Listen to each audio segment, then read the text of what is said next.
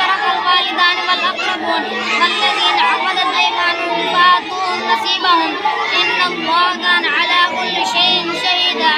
الرجال قوامون على النساء بما فضل الله بعضهم على بعض وبما أنفقوا من أموالهم. فالصالحات قانتات حافظات للغيب بما حفظ الله.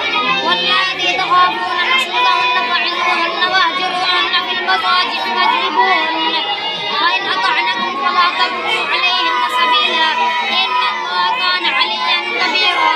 وإن خفتم شقاق بينهما فابعثوا حكما من أهله وحكما من أهلها إن يريدا إصلاحا يوفق الله بينهما إن الله كان عليما خبيرا.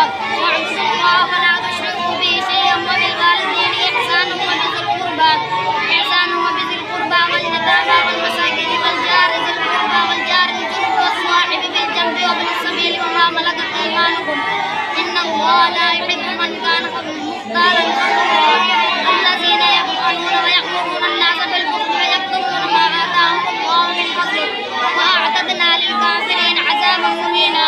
والذين ينفقون أموالهم رئاء الناس ولا يؤمنون بالله ولا باليوم الآخر ومن يكن الشيطان له قرينا فساء قرينا. وماذا عليهم لو آمنوا بالله واليوم الآخر وأنفقوا مما رزقهم الله وكان الله بهم عليما.